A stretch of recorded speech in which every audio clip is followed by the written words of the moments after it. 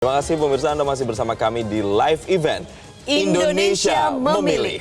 Ya, Maria dan juga pemirsa, kita lanjutkan kembali. Kali ini ada perbincangan yang sudah hadir bersama kami di studio. Kali ini ada Dimas Oki, pengamat politik. Halo Mas Oki, selamat pagi.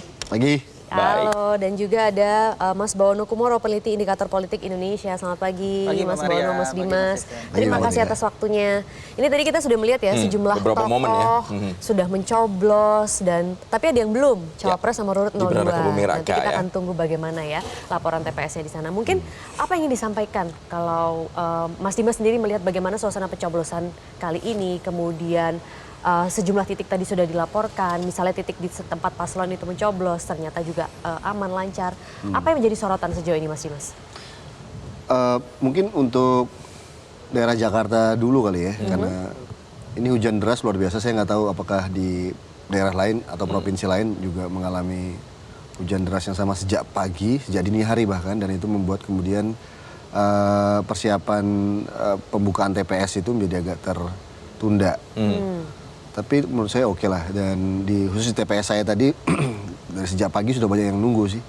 Jadi mereka ingin hadir lebih awal, dan tadi bagaimana semangat para saksi, petugas dalam kondisi hujan begitu ya.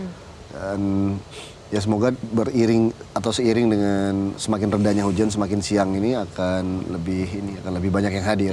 Ada banyak lebih tinggi begitu Mas. Cuman yang menarik adalah ini yang datang kalau kondisi cuaca begini. Ini yang militan ini, pemilih militan. Pemilih militan akan punya drive yang lebih kuat untuk hadir apapun situasinya. Jadi kondisi cuaca ini bisa dibilang mempengaruhi juga ujian ya. Juga, ini tes loyalty. Sebuah tantangan juga ya. Baik, tapi kalau kita berbicara soal tantangannya Mas Dimas, untuk penyelenggaraan pemilu tahun ini dibandingkan misalnya dengan yang kemarin ada 2019, apa yang menjadi tantangan terbesarnya? Atau isu apa kemudian yang paling disoroti di pemilu tahun ini? Menurut saya yang pertama adalah ini kan 3 calon, ini kelas berat semuanya calon-calonnya. Kalau bicara pilpres ya, dan bicara pemilu, ini adalah sebuah transisi dari era pemerintahan yang satu ke era pemerintahan yang lain. Itu juga menjadi pertanyaan bagi partai-partai besar seperti untuk legislatif ya, seperti PDI Perjuangan misalnya, yang sudah berhasil menang dalam pemilu 2014, lalu 2019, apakah akan hat-trick di 2024? Gitu kan, ini terkait dengan bagaimana kepercayaan publik terhadap PDI Perjuangan sendiri.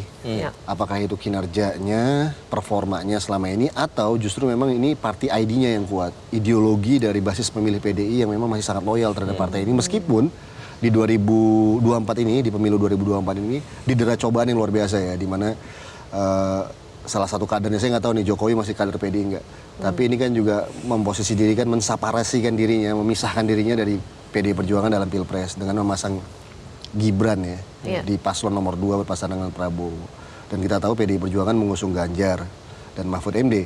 Nah, ada confuse di situ, ada dualisme di situ, dan menurut saya ini juga ujian bagi PDI Perjuangan, khususnya pemilihnya, cukup loyal nggak untuk masih memilih partai memilih PDI sebagai sebuah partai dalam Pileg, dan memilih paslon capres-cawapres yang diusung oleh PDI dalam Pilpres. Nah, ini satu. Yang kedua, kalau bicara tentang Pilpres, maka isunya adalah menurut saya tadi ini kelas berat semua, dan ada paslon 1, ada Anies dan Muhaimin. Ini menurut saya pasangan yang merepresentasikan kekuatan grassroots, mirip kayak 03 nih, kayak Ganjar Mahfud MD. Jadi kekuatan basis sosial itu menjadi sangat penting kalau dalam konteks antropologi politik nih.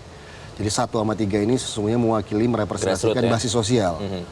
Sementara paslon nomor 2 sesungguhnya itu mewakili selain kekuatan popularitas yang diwakili oleh Prabowo Subianto, tapi juga ada kekuatan yang merepresentasikan itu adalah kekuasaan representasi power di sana. Jokowi, lalu kita tahu berbagai elit-elit ya di situ yang ada dalam pemerintahan itu juga mendukung paslon nomor 2. Nah, dan ditambah dengan Gibran di sana sebagai putra Joko Widodo cukup mempengaruhi pertanyaan-pertanyaan terkait dengan netralitas penyelenggara, netralitas aparat, gitu.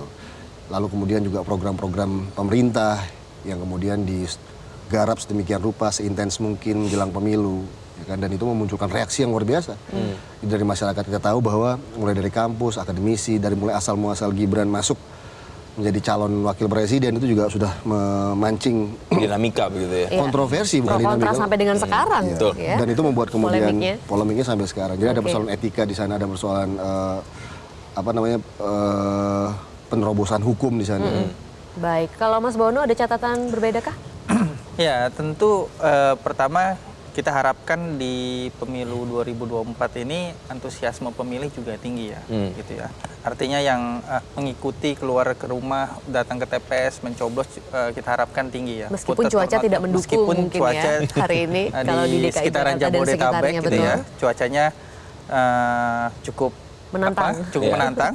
Bahkan di beberapa TPS di Jakarta tadi kita lihat di berita itu ada banjir gitu ya. Nah, gitu. Tapi kita harapkan cuaca mulai mereda dan voter turnout-nya nanti tinggi gitu ya. Karena kalau kita lihat dari data indikator politik Indonesia di survei yang kami lakukan, kami rilis hari Minggu lalu, Jumat Minggu lalu gitu ya. Itu ada 83,4% responden yang menganggap bahwa suara yang mereka akan berikan nanti itu berpengaruh, memiliki nilai penting, nilai pengaruh. Ini kan tentu kita gembira melihat antusiasme ya. ini. Artinya ada antusiasme publik dan publik melihat mereka sebagai warga negara, suara yang akan mereka berikan di bilik suara di hari ini itu nanti akan mempengaruhi apa yang terjadi 5 tahun ke depan, baik itu di legislatif kita maupun di eksekutif kita nanti 5 tahun ke depan. Baik, Mas Bowono, tapi kalau melihat antusiasme dari para pemilih begitu ya, kita melihat data di sosial media misalnya. Kalau tadi survei dari indikator bilang 80-an% ini lebih antusias karena merasa suaranya berdampak, tapi tidak sedikit juga yang merasa ingin golput untuk di tahun ini. Apa pertimbangan mereka yang golput ini kira-kira? Ya, macam-macam ya pertimbangan golput. Golput itu kan ada yang misalnya karena memang keengganan gitu ya. Hari libur gitu. Ini kan jangan lupa kemarin sebelum hari ini kan ada banyak hari libur tuh, rentetan hari libur, long weekend. Ada tanggal merah Isra Mi'raj, kemudian cuti bersama, ada Imlek, tahun baru Imlek dan sebagainya. Itu juga salah satu mungkin yang menggoda orang untuk golput hingga kemudian tidak hadir di TPS hari ini gitu. Tapi mungkin juga ada golput yang katakanlah secara ideologis bahwa mereka berkebalikan dengan tadi yang 83,4% tadi, bahwa mereka merasa apa yang mereka berikan nanti di TPS itu tidak akan punya dampak. Wah, itu yang ada bahaya juga, ya. gitu. Itu yang harus kita ubah sebenarnya ya. Publik seperti itu dari sebagian pemilih kita.